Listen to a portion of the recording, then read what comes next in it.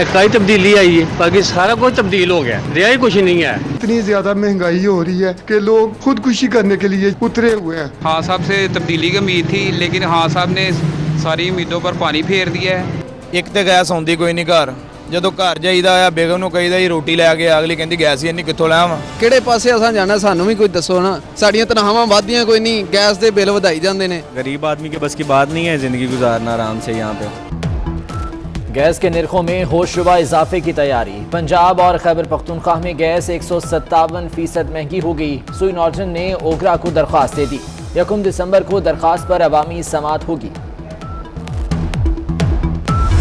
15 रुपए का नान दे रहे हैं, 10 रुपए की रोटी दे रहे हैं। गैस न आने की वजह से घर में खाना नहीं बन पा रहा, जिसकी वजह से मुझे बाजार से अभी इधर मैं रोटी लेने आया हूँ। बात है कि सुई गैस इतनी शॉर्टिंग हुई है कि सारा दिन और सारी रात सुई गैस नहीं आता। सुबह स्कूल टाइम होता है बच्चों का, उसकी वजह से परेशानी उठानी पड़ती है। हम 500-600 रुपए दिहाड़ी कमाने वाले, हम किस चीज़ को अरेंज करें। गैस बहरान, शहरी हलकान, सन्नतकार परेशान। गैस लोड शेडिंग के बाद शहरी बाहर के खाने खरीदने पर मजबूर। LPG और लकड़ी भी महंगी, घरेलू बजट आउट होने लगा। सन्नतकार भी फट पड़े, कहा हुकूमत गैस बहरान खत्म करने में नाकाम हो गई।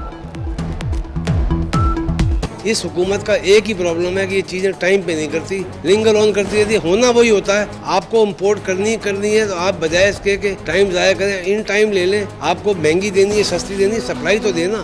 $1.25 बिलियन जो है वो कराची से एक्सपोर्ट होता है। ये क्या कर रहे हैं? क्रॉस सब्सिडी इंडस्ट्री दे रही है। क्या बड़े 2-2 हज़ार गज के मकान में या बड़े बड़े फ्लैटों में या महलों में गरीब आवाम है? शरह सूद बढ़ने पर सरमायाकारी को ब्रेक लग गई। स्टॉक मार्केट में शदीद मंदी। 100 इंडेक्स एक दिन में 796 पॉइंट्स गिर गया। 45,000 की सतह भी बरकरार न रह सकी। सरमायाकारों के 124 अरब रुपए डूब गए।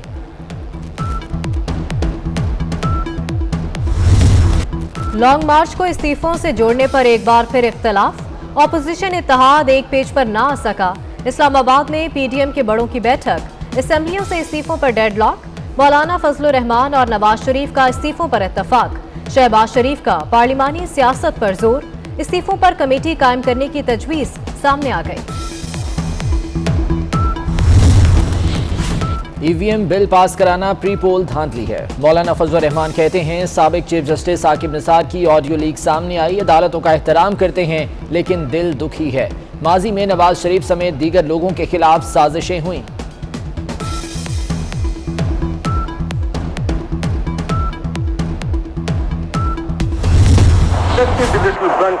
Let me be little blunt about it. बिल्कुल जायज है, बिल्कुल जायज है। मैंने अपने दोस्तों से कहा कि जी इस पे कुछ किया जाए, और मेरे दोस्तों ने उससे इत्तेफाक ले किया।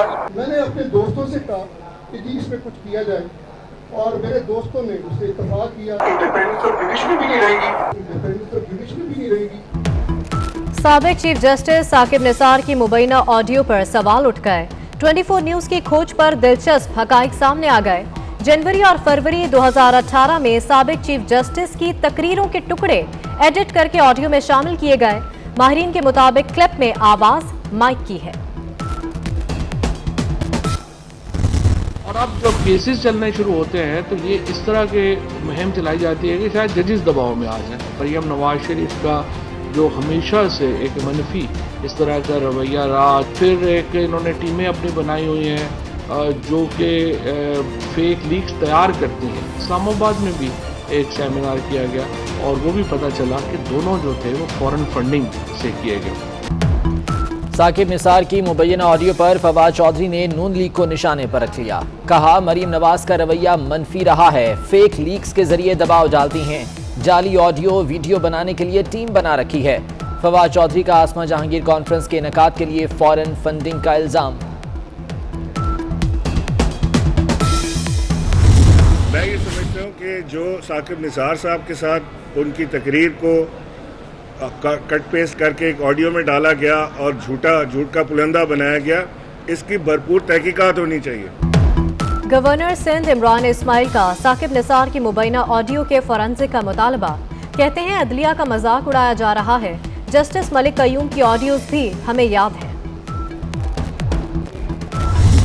आज वो सुप्रीम कोर्ट जो अकामे की फीस ना लेने पर हुकूमत तोड़ सकता है, क्या वो इस बात का सुओ मोटो नोटिस नहीं ले सकता? कोई इदारा है जो इस मामले में इंसाफ दे सकता है? जो चीफ जस्टिस ने सजा दिलवाई, अदालत में मुदाखलत करके नवाज शरीफ साहब को और मरियम नवाज को कम से कम सजा तो खत्म करें। शाहिद खाकान अब्बासी ने साकिब निसार की मुबैना ऑडियो के मामले पर सवालात उठा दिए। कहा, अकामे पर हुकूमत तोड़ने वाली अदालत ऑडियो पर खुद नोटिस क्यों नहीं दे सकती? क्या अदालत साकिब निसार से ये पूछ नहीं सकती ये बात कही या नहीं? मुबैना ऑडियो के बाद नवाज शरीफ, मरियम नवाज की सजाएं खत्म की जाएं।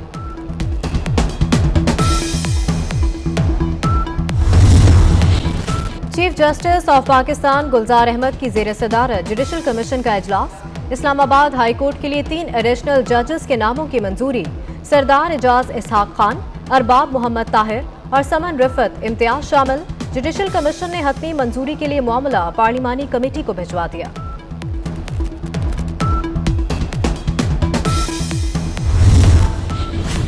इलेक्शन कमीशन ने आम इंतखाबात को टेक्नोलॉजी पर कराने के लिए काम शुरू कर दिया। इंतखाबात में जदीद टेक्नोलॉजी के इस्तेमाल के लिए 3 कमेटियां तश्कील। कमेटियां इलेक्ट्रॉनिक वोटिंग मशीन और इंटरनेट वोटिंग का जायजा लेंगी। हुकूमत से मतलूबा वसाइल भी हासिल करेंगी। इलेक्शन कमीशन की कमेटियों को ज़रूरी इक़दामात की तफसील जल्द पेश करने की हिदायत।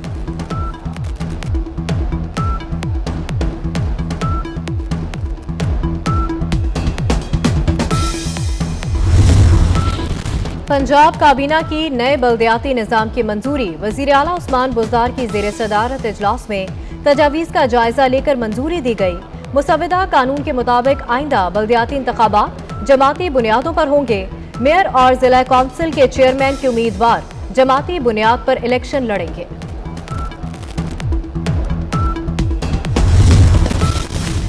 दस साल में कर्जों का बोझ बढ़ाने वालों को सजाएं मिलनी चाहिए। वज़ीर आज़म इमरान खान का मुतालबा। कहते हैं इस दौरान कर्जे 6 खरब से 30 खरब हो गए। इतना कर्ज लेने के बावजूद कोई डैम भी ना बना। मैं हुकूमत की परफॉर्मेंस पेश करूंगा। ये अपोजिशन फिर वो हाईलाइट होती है। उस्मा हमें जेल भेजे यार, हम जेल जाने को भी तैयार। हम प्रेस कॉन्फ्रेंस करेंगे।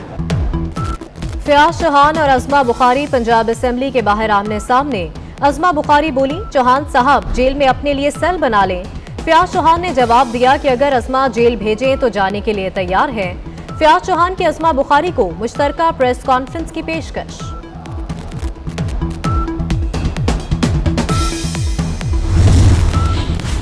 हुकूमत शौकत तरीन को सेनेटर बनाने के लिए एक बार फिर मुतहर्रिक। खैबर पख्तूनख्वा से इलेक्शन लड़वाया जाएगा। अयूब आफरीदी की खाली नशिस्त पर इंतखाब लड़ेंगे। अयूब आफरीदी को वज़ीर आज़म का मुशीर लगा दिया गया।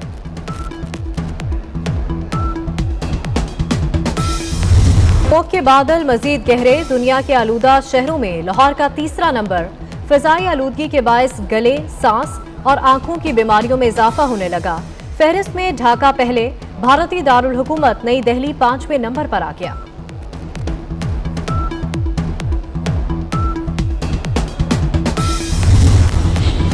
चौधरी शुजात हुसैन की तबीयत में बेहतरी। चौधरी परवेज इलाही कहते हैं चौधरी शुजात हुसैन को वेंटिलेटर से हटा दिया गया।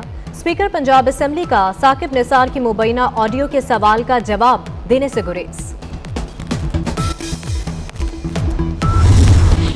बंदे पूरे नहीं, मोटरवे के लिए उधार नफरी दी जाए। आईजी मोटरवे पुलिस ने पंजाब पुलिस से उधार नफरी मांग ली। मरासले में लिखा कि साने मोटरवे के बाद मजीद किसी नाखुशगवार वाक़े से बचने के लिए गश्त के लिए नफरी की कमी दरपेश है।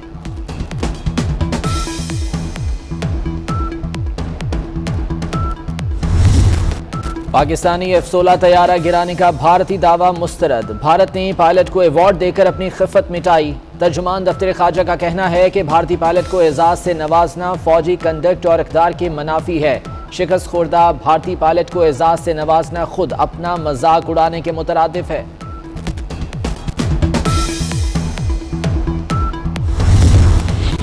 व्हाट्सएप सार्फिन के लिए खुशखबरी। बैक वक्त 4 डिवाइसेस पर लॉगिन का नया फीचर मुतारिफ कराने का फैसला।